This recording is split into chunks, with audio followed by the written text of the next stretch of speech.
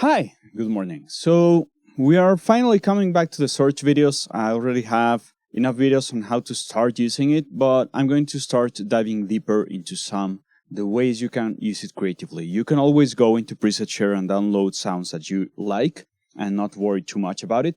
But if you're trying to build your sound, or if you're trying to get something very specific, or if you just like sound design sessions, these videos are for you. Straight from Mexico City, my name is Juanchis, and today I don't really have an example. Like, these chords are only for using the filter section and the routing section of search. If you look my skin, it's different. That's why in the skin library of search synthesizer, I'm using the Andromeda version of it, and I'm using the DAW one. I'll leave a link in the description if you like it. I like it because everything related to oscillators is red. Everything in the mixer is blue, like levels of stuff. Everything in the modulation section is purple. Envelopes are green, and stuff related to filter is in yellow. So I think it's clearer that way. Remember that search has a lot of shortcuts, keyboard shortcuts that you can always look for. Right-clicking, looking under workflow and edit keyboard shortcuts, and you can look at all of them right here. I use them a lot, so that's why you'll probably see my search moving a little bit faster than usual. And probably the one that I use the most is to scale it up by holding Shift and plus, and zooming out holding Shift and minus. So we're going to concentrate a lot more on this section right here, the filter routing. Most of the patches are really mono, but if you use some of the routings available, you can get a stereo sound out of it without having to use unison. So for example, right here, I'm only using oscillator 1, and this, remember I said yellow is related to filters. So this is usually panned to the center, or it's positioned in the center. If you right click any parameter, please remember that you get this question mark option, and it will bring you straight into the user manual so that you know what's going on in that specific part of the plugin. So if I go to my oscillator 1 and I play this, I'm playing a sawtooth. And if I check my oscillator 2, I'm using a square wave.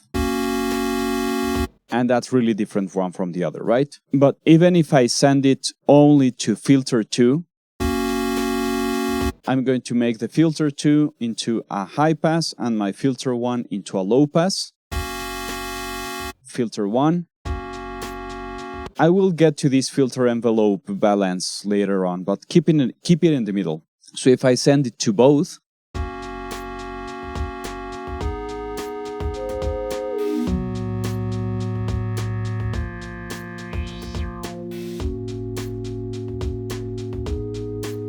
okay, I think we're getting the point of it. Always look at this diagram right here. So it says that first the sound will go into the filter 1 right here. Then it will go into the wave shaping, that you have a ton of options right here. Then it will go into the filter 2, this one. And then it will go into the amplifier section with the VCA, or the amplifier envelope. And then it will go through the Synth high pass.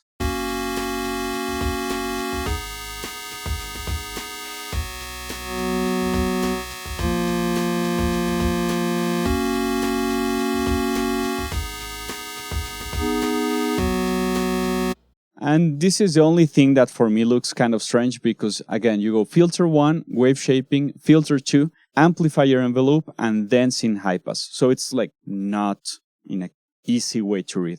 I would probably expect the Synth high pass fader to be around here, or somewhere around here, because it's the Synth output. So I don't know, that position is strange, but it's one of the few things that I think is really, really strange in this plugin, to find this filter to be at the very end of everything else, and it's this icon right here. So that would be the easiest way of routing any sound. I'm going to lower the octave of this square wave by just clicking it right here.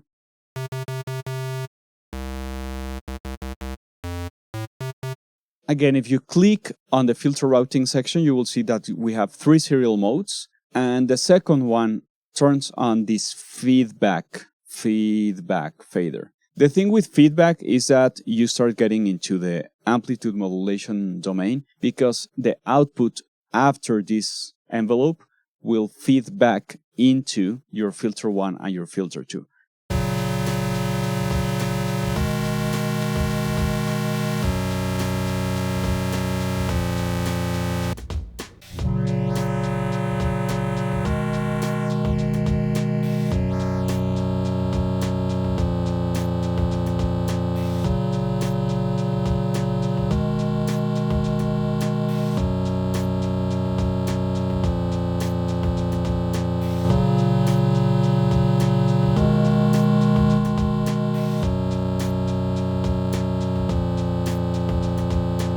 I won't be using effects at the moment because I want you to really listen to how this is only a mono patch. So I'm just going to push the feedback into it, and we could build some design that's closer to the Moog design where you actually have a feedback knob.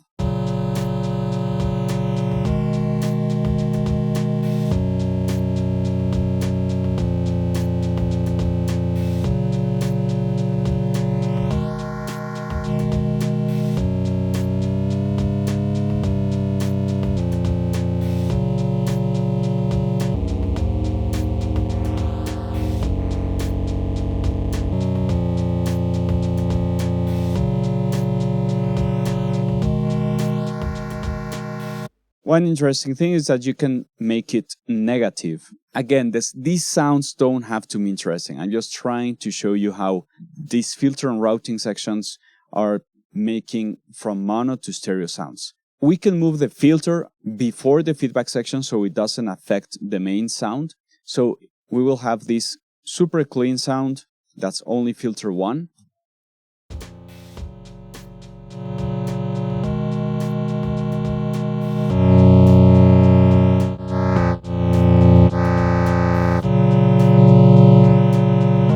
And I will play with the filter when I'm driving into the feedback, so you can actually listen to what's going on and you can see how it's actually affecting. We are only listening to filter 1 because my filter balance is all the way to the left on my filter 1. And I'm going to change the modes of the filter 2.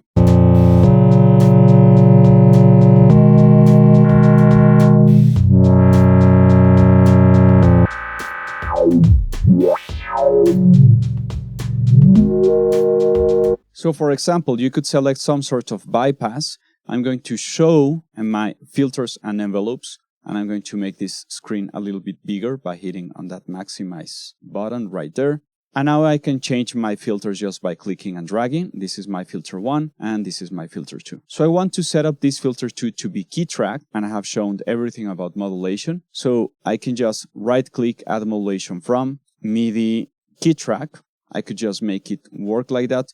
But again, I have shown you why I feel like this way of just typing the values for me is super strange. You can also add the key tracking feature from here. Remember to reset by holding Alt plus double clicking your knob so it goes back to the first position. And then I'm just going to make this positive so it opens, or negative so it closes, and it follows the keys that I'm playing.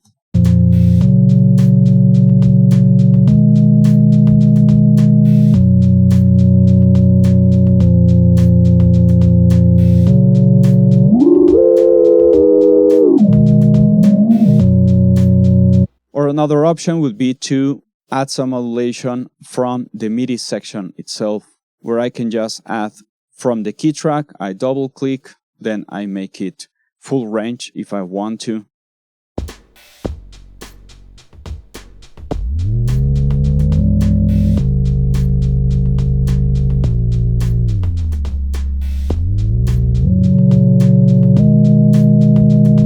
The good thing about working with this sort of envelope is that you can make the key tracking unipolar. That means that it will only move in one direction. And you can play a little bit more with the shape itself of how that key track is happening. So instead of working with right click with a sine wave as an LFO, I can just turn this into an envelope. Right click here, I can enable tempo sync for all of my LFO parameters and make this go, I don't know, straight, my attack into 1/8 note, my decay across half a note, my sustain is always a percentage, and my release whatever.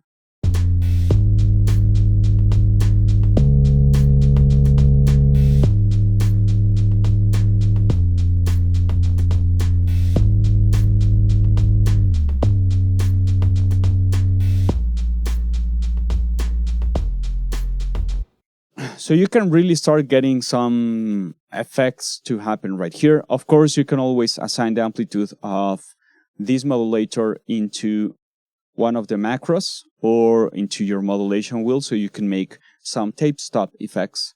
But yeah, it can get super weird really fast. Okay, so moving across my next version, you have Dual 1 and Dual 2. I want you to listen carefully that this isn't stereo yet.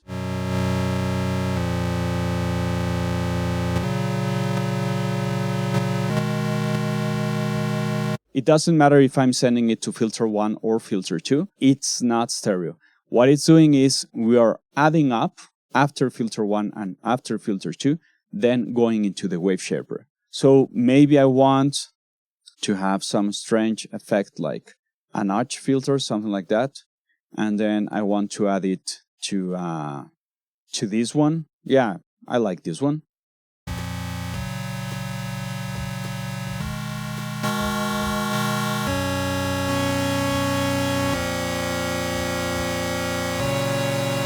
And as you can listen, this is completely mono because left and right channels are exactly the same information. Most people would think that these routings are stereo because the first thing one would do is to just go into any of the oscillators and just bring up the unison voices.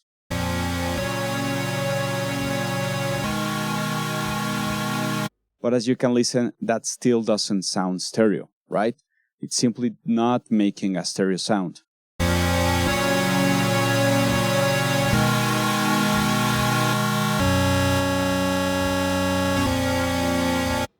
Again, the feedback section is right after that, so have fun with it. Be careful with the feedback if you go too high. The difference with the Dual 2 is that only the filter 1 is being affected by the wave shaper, but this one is really stereo. As you can see, you have two lines right here where you actually see channel left and channel right. So filter 1 will be on the left channel, filter 2 will be on the right channel. They will go into the wave shaping and they will go separately into the VCA.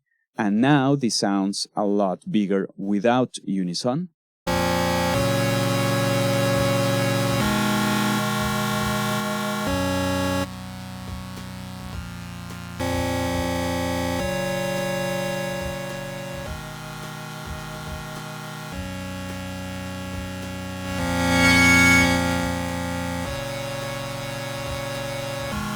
Okay, so that sounds wider. I could send both of my oscillators into both filters.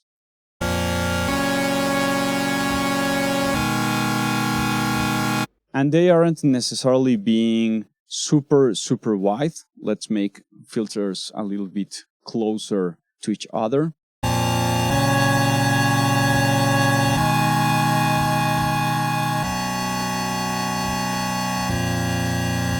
But whenever I go into this last patch that's called wide,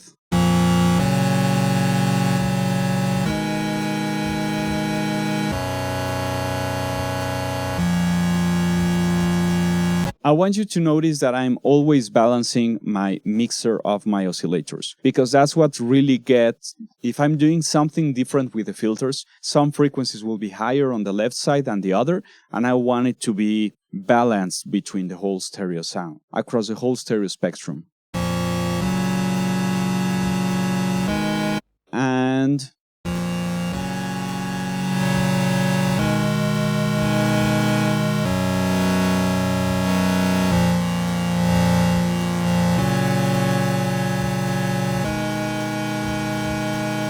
And of course, I can always add by holding option 1, 2, and 3, jumping between my oscillators, some unison by now.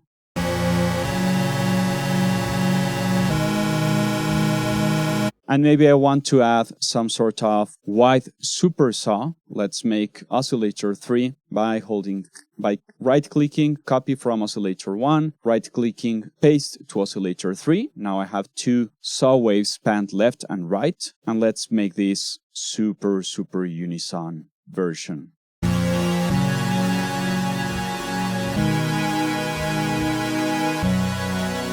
And since this is super wide, now I'm missing probably something in the middle. So I'll send the square wave into the middle.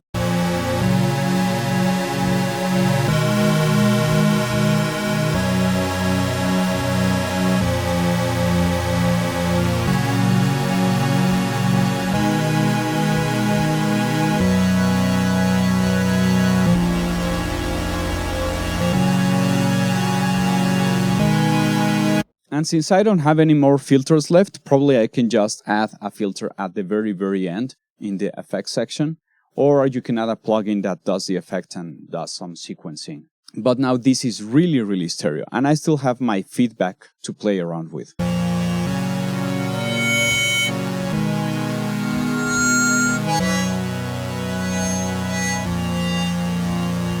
As you can see, in some patches, you will start getting some really high feedbacks. So I will suggest that you have a limiter in your session, especially after this track where you're playing with the surge, not because of level or clipping or anything like that, just because I want to control really high feedbacks. I will bring my master really low and I will duplicate this limiter right here, and I have my threshold of my limiter at hand because I right click and I set show embedded UI on MCP, mixer control panel.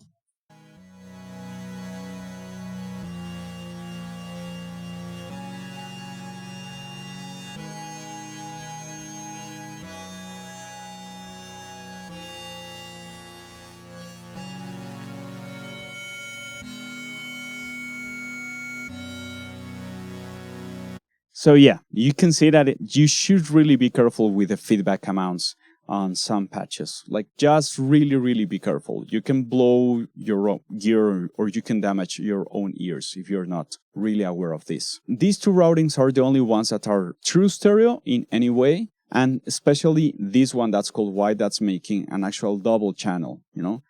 You can see it also on the diagram. This one is the one that sounds bigger. Also, if you go into the user manual, you will end up seeing that the width is exactly the same as serial 2, plus a feedback path from the output and amplifier into filter 1, but with a full stereo signal path. And in the case of stereo, is the same as dual 1, so filter 1 is always on the left and filter 2 is always on the right.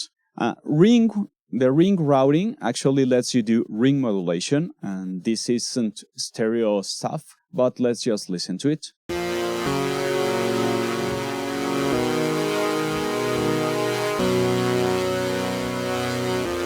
The thing is that filter 1 will be multiplied with filter 2, so I have to send things separately from one filter to another. So let me jump back into just one oscillator without unison.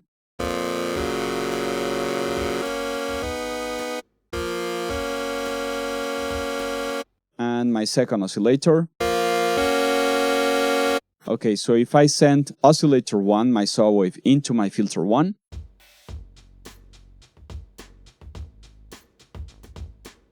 it's being multiplied against 0 because even though I'm sending this to both filters, this is not on. I'm going to lower the level of this.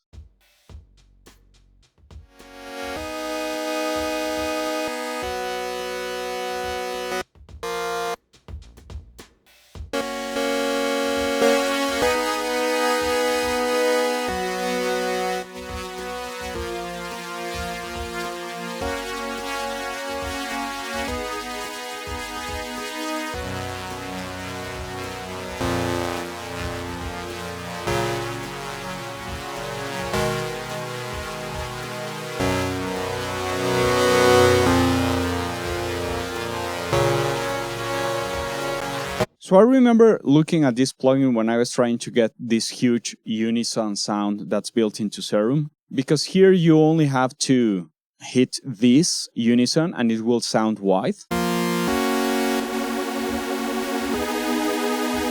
And this unison from Serum is not this unison, right? Because this is also routing some left and right channels. So it always sounds like Serum, and that's cool and all. But again, if you're trying to understand why some things are sounding and how to get into sound design, you will probably want to look further into why some patches work the way they work. And one of the things that will give you a big cue of it is the routing of the patch itself.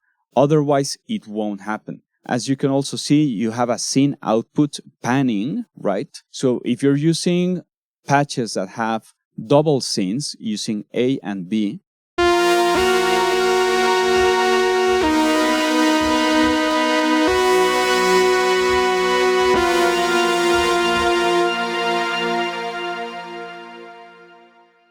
I could easily right-click copy scene, right-click paste scene, and now vary a couple of things, maybe just the routing and probably the octave. So my scene B is 1 octave lower. And since the mode of search right now is working as dual, scene 1 and scene 2 will be both sounding at the same time. So I can make scene A go to the left, scene B go to the right. I'm going to lower the level of scene B.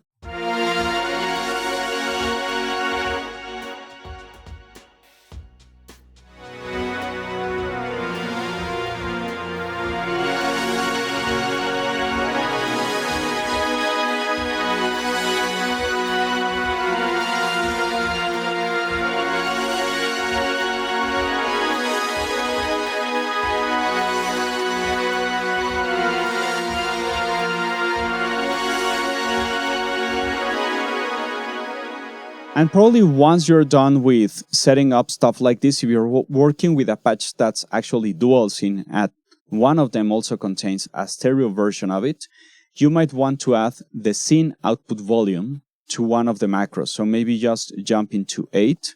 And remember that you can also just double click right here and bring this up or down.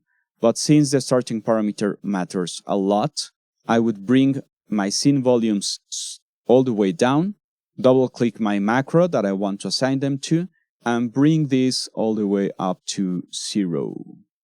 If you want to see all of your modulations, you can hit Option plus M, and you will be able to just fine tune all of them. So for example, from the macro 8 volume, I have my fixed position as at -infinite. And when I bring it up, I want it to be all the way up to 0. So now,